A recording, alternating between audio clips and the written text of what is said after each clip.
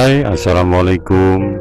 Selamat pagi, semangat pagi. Jumpa lagi dengan ilmu pengetahuan alam biologi.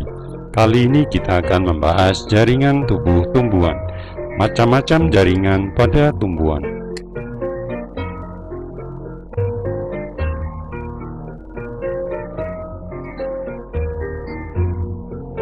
Tubuh tumbuhan terdiri atas jaringan. Tahukah kamu apa yang dimaksud jaringan? Jaringan yaitu sekumpulan sel yang mempunyai bentuk, fungsi, dan sifat-sifat yang sama. Jaringan-jaringan akan menyusun diri menjadi suatu pola yang jelas di seluruh bagian tumbuhan. Misalnya jaringan-jaringan yang berfungsi dalam pengangkutan air dan makanan akan membentuk suatu sistem pembuluh pengangkutan. Jaringan-jaringan tersebut akan menyusun organ tumbuhan, yaitu organ akar, organ batang, maupun daun.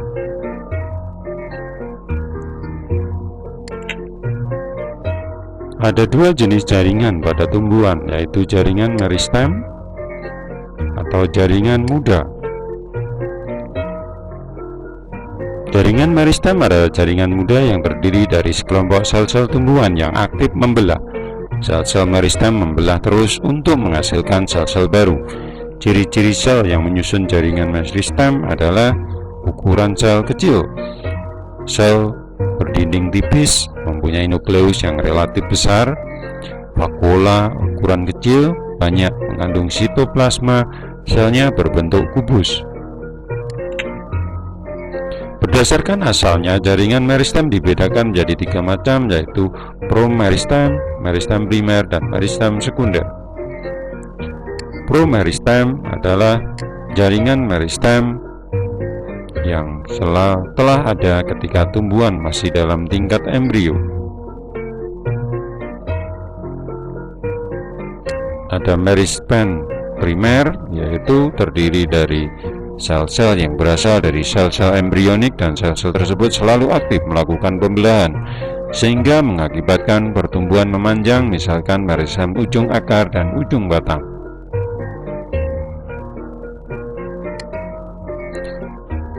Meristem sekunder adalah meristem yang berasal dari jaringan dewasa yang berubah menjadi embrional kembali, misalnya kambium dan kambium gabus.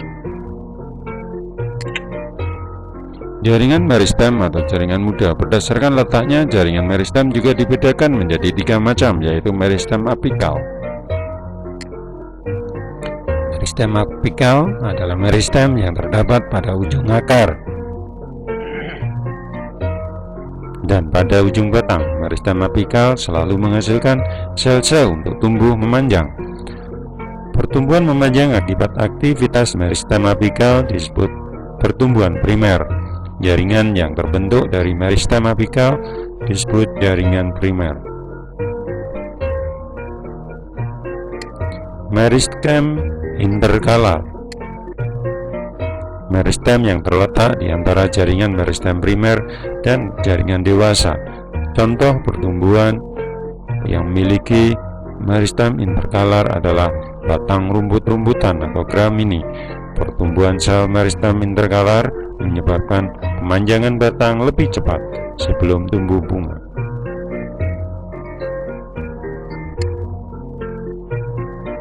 Meristem lateral adalah meristem yang menyebabkan pertumbuhan sekunder.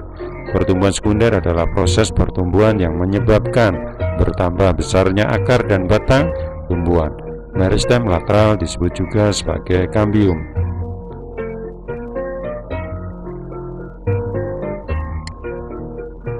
Demikian penjelasan mengenai macam-macam jaringan pada tumbuhan. Selanjutnya, jaringan permanen. Jaringan permanen atau jaringan dewasa adalah jaringan yang bersifat non-meristematik.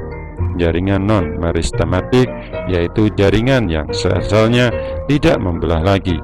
Jaringan permanen dibentuk dari hasil diferensiasi sel-sel meristem yang terdiri dari meristem primer dan meristem sekunder. Termasuk jaringan permanen adalah jaringan epidermis.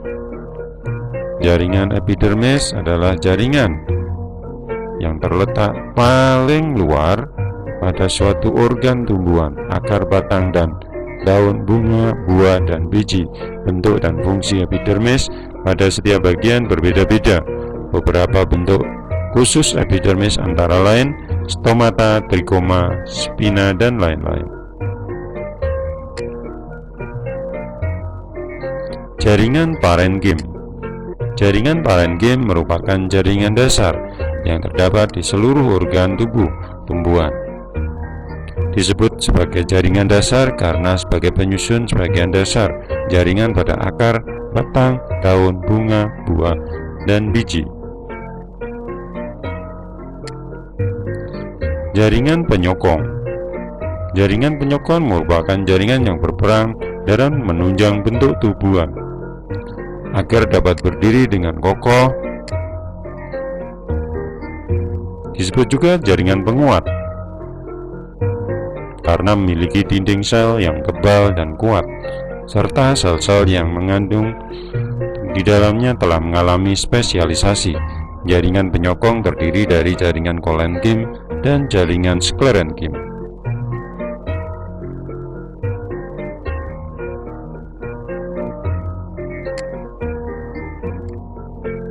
Jaringan pengangkut.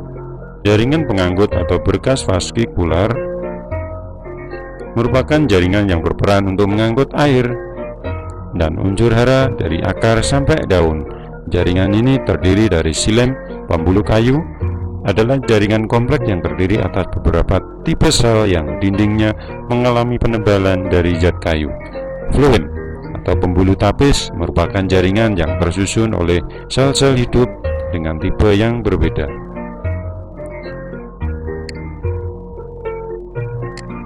Jaringan gabus.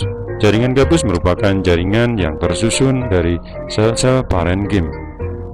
Jaringan gabus pada tumbuhan dikotil, jaringan gabusnya dibentuk oleh kambium gabus atau velogen dan terletak di sebelah bawah dari jaringan epidermis. Demikian penjelasan mengenai jaringan permanen atau jaringan dewasa. Selanjutnya adalah organ tumbuhan. Perhatikan gambar di samping. Tahukah kamu nama bagian-bagian tubuh tumbuhan tersebut? Tubuh tumbuhan terdiri dari akar, batang, daun, bunga, buah, dan biji. Akar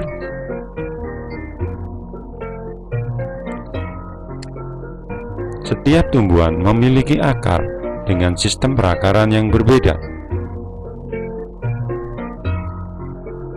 Sistem akar pada tumbuhan monokotil tersusun dalam sistem akar serabut, sedangkan akar pada tumbuhan dikotil tersusun dalam sistem akar tunggang.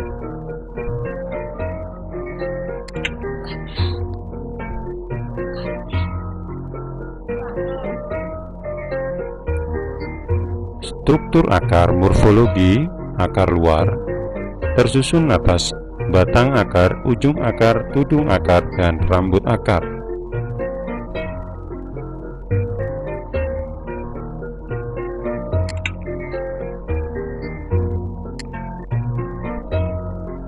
Anatomi struktur akar. Bila akar tumbuhan disayat melintang, kemudian diamati di bawah mikroskop, akan tampak bagian-bagian dari luar ke dalam, yaitu epidermis, korteks, endodermis, dan stele atau silinder pusat.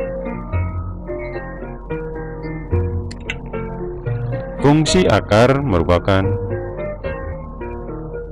alat untuk menyerap air dan garam-garam mineral dari dalam tanah untuk menunjang dan memperkokoh berdirinya tumbuhan.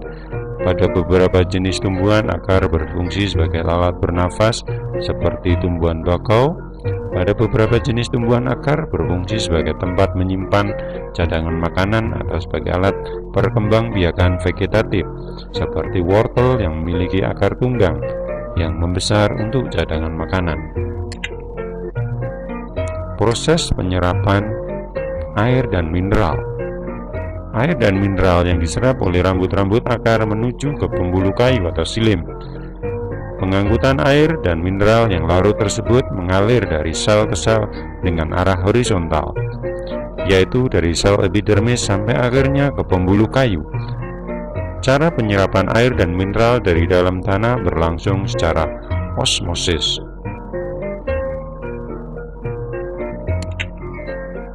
Akar sebagai alat pernafasan pada tumbuhan.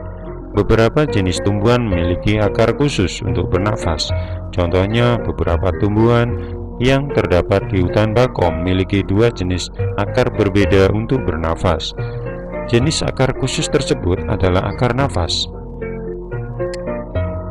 Tumbuhan yang hidup di hutan bakau umumnya memiliki akar nafas. Akar nafas tumbuh tegak pada pangkal batang tumbuhan bakau dan memiliki banyak celah sebagai tempat masuknya udara.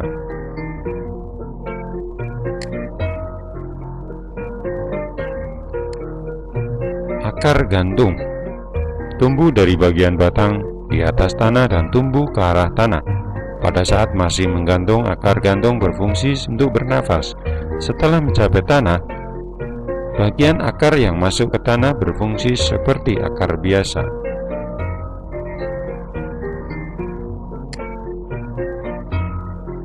Selanjutnya adalah batang.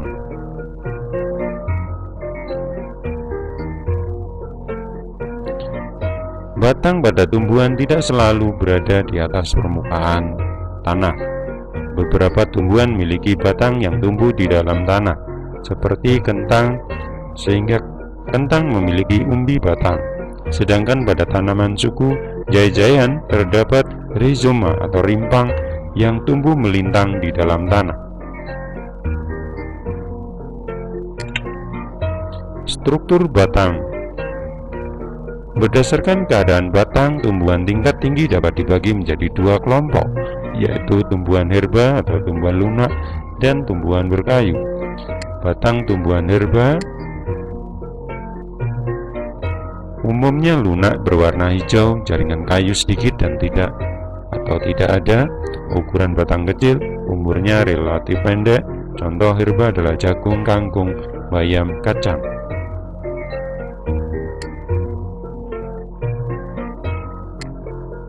Tumbuhan berkayu. Batang tumbuhan berkayu umumnya keras dan umurnya relatif panjang. Pada permukaan batang yang tua terdapat lubang-lubang kecil yang disebut lenticel, tempat masuknya oksigen. Struktur anatomi batang. Anatomi batang tumbuhan herba dan berkayu. Batang tumbuhan kayu. Struktur bagian luarnya merupakan sel-sel epidermis dan terdapat stomata. Di bawah epidermis terdapat sel-sel korteks yang mengandung klorofil, sehingga proses fotosintesis dapat berlangsung di batang. Batang tumbuhan herba biasanya tidak memiliki jaringan kayu, tidak mengandung gabus. Adanya jaringan kolenkim dan sklerenkim menyebabkan batang tumbuhan herba dapat menopang daun-daun. Batang tumbuhan berkayu. Seperti halnya pada akar penampang melintang, batang tumbuhan berkayu terdiri dari epidermis, korteks, dan stele.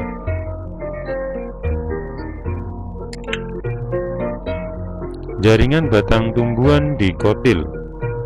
Jaringan batang dikotil terdiri dari epidermis, korteks,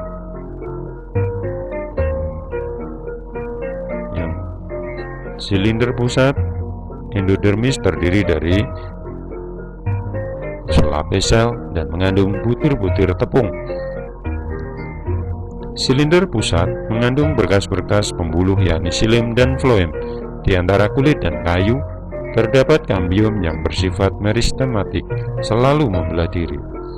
Batang tumbuhan dikotil terdiri dari embulur, yang merupakan bagian batang yang paling luas. Dari pusat ke arah kulit kayu tampak garis-garis radial yang disebut jari-jari embulur. Melalui jari-jari embulur, air dan zat makanan bergerak ke arah samping. Selanjutnya adalah kambium. Jaringan kambium terdiri dari sel-sel yang selalu aktif dan membelah diri. Kambium memisahkan kulit kayu dari bagian lainnya. Kambium juga terus-menerus membentuk sel-sel silim ke arah dalam dan sel-sel floem ke arah luar. Kambium menyebabkan batang tumbuhan dikotil selalu bertambah besar. Silim berfungsi mengangkut air dan mineral dari akar ke tubuh, ke daun, jari-jari embulur. Terus ada floem yang berfungsi mengangkut zat makanan hasil fotosintesis dari daun ke seluruh tubuh.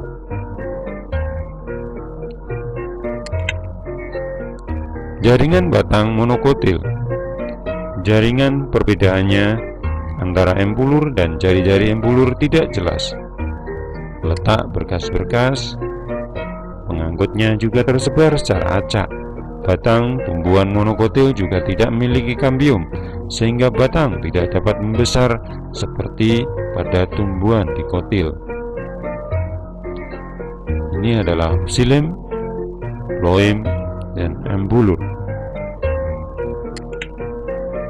Perbedaan batang tumbuhan dikotil dan monokotil. Batang bercabang, kalau monokotil lurus tidak bercabang. Dikotil memiliki kambium sehingga dapat membesar, monokotil tidak bisa membesar. Tumbuhan dikotil memiliki pembuluh angkut, letaknya teratur dalam bentuk lingkaran, sedangkan monokotil tersebar. Fungsi batang. Secara umum, batang tumbuhan herba maupun tumbuhan berkayu memiliki fungsi sebagai berikut. Batang merupakan organ lintasan air dan mineral dari akar ke daun dan lintasan zat makanan hasil fotosintesis dari daun ke seluruh bagian tumbuhan. Batang merupakan organ pembentuk dan penyangga daun. Pada beberapa jenis tumbuhan, batang berfungsi sebagai tempat penyimpanan makanan dan alat perkembangbiakan secara vegetatif. Setelah batang adalah daun. Bentuk dan ukuran daun pada tumbuhan berbeda menurut umur dan kedudukan daun. Daun pada setiap spesies tumbuhan biasanya berbentuk khas dan tetap, sehingga dapat dipergunakan sebagai dasar pengenalan identifikasi dari suatu spesies tumbuhan. Ini adalah berbagai jenis daun. Struktur morfologi daun. Daun umumnya berbentuk pipi melebar dan berwarna hijau. Warna hijau daun disebabkan oleh kandungan kloroplas di dalam sel-sel daun. Di dalam kloroplas terdapat klorofil. Secara morfologi, daun memiliki bagian helaian daun, tangkai daun, dan pelepah daun. Daun yang memiliki ketiga bagian lengkap disebut daun sempurna, sedangkan yang tidak disebut daun tidak sempurna. Dilihat dari susunan helai daunnya, daun dibagi menjadi dua, daun tunggal dan daun majemuk.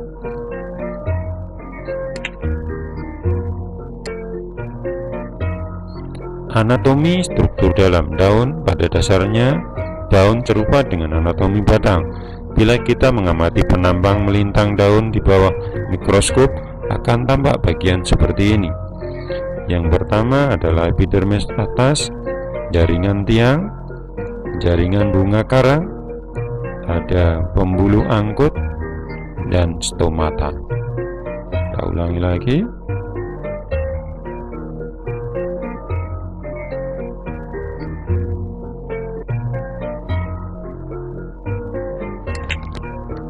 Fungsi daun merupakan organ yang sebagai tempat fotosintesis, transpirasi, dan sebagai alat pernafasan. Pada beberapa jenis tumbuhan, daun berfungsi sebagai alat perkembangbiakan vegetatif. Untuk mengetahui penjabaran dari masing-masing fungsi, klik tombol ini. Tempat fotosintesis. Air dan mineral sampai ke daun akan keluar dari pembuluh kayu, tulang daun. Selanjutnya air mineral tersebut akan masuk ke jaringan mesofil daun, terutama di jaringan tiang. Air dipergunakan untuk fotosintesis dan sebagian dikeluarkan melalui penguapan. Tempat transpirasi tumbuhan. Transpirasi adalah peristiwa penguapan pada tumbuhan. Dengan transpirasi, air dari tumbuhan akan dikeluarkan ke udara melalui stomata dalam bentuk uap air. Transpirasi mengakibatkan aliran air dan mineral terjadi terus-menerus. Selain itu, transpirasi juga berfungsi sebagai pengatur suhu tubuhan. Alat pernafasan. Melalui stomata, oksigen dari luar masuk ke dalam tumbuhan. Oksigen yang masuk dalam tumbuhan dipergunakan untuk respirasi. Tujuan respirasi adalah untuk mendapatkan energi yang terkandung dalam makanan.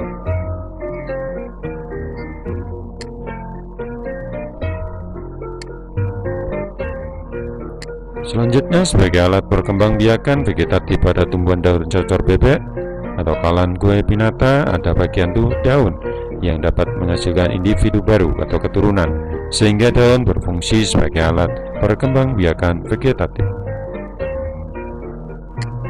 Demikian penjelasan mengenai fungsi daun.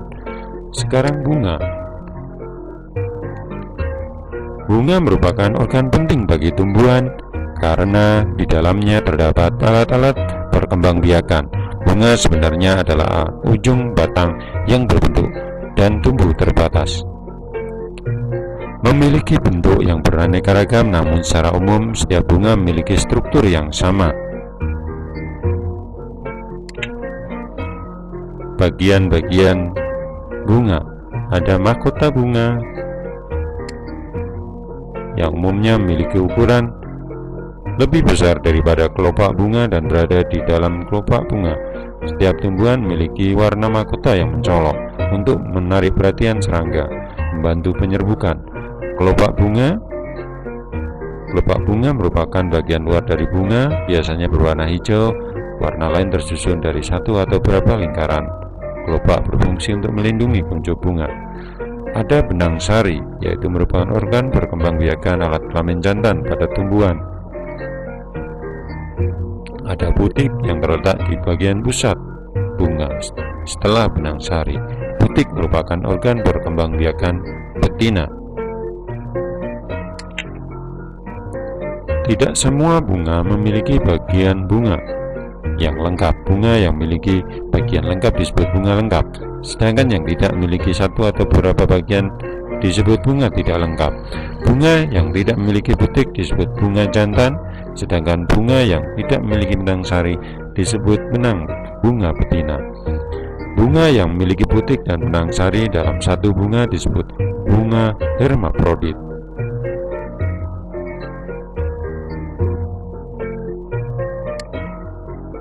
Selanjutnya adalah buah dan biji. Buah bila serbuk sari melekat di kepala butik, maka terjadilah penyerbukan yang diikuti pembuahan, yaitu peristiwa penyatuan sel kelamin jantan dan sel kelamin betina. Bila terjadi penyerbukan dan pembuahan, maka bakal buah yang ada di bagian bawah butik akan menjadi buah dan bakal biji berkembang menjadi biji. Secara umum, buah dapat dibedakan menjadi 3: buah tunggal, buah agregat, dan buah majemuk. Buah tunggal yaitu bila buah dibentuk dari satu bakal buah, contohnya buah mangga. Buah agregat adalah bila buah dibentuk banyak bakal buah dari satu bunga, contohnya buah sirsa, arbai, dan srikaya. Ada buah majemuk, yaitu bila buah dibentuk oleh banyak bakal buah dari banyak bunga, misalnya buah nanas, buah kluwih, dan buah nangka. Ada 2 jenis buah, yaitu buah sejati, yaitu buah yang terbentuk dari bakal buah dan semua jaringannya berasal dari bakal buah, contohnya mangga, apukat, semangka, dan lain-lain. Buah semu adalah buah yang terbentuk dari bakal buah dan bagian-bagian lain dari bunga, contoh arbai, apel, nangka, jambu mete.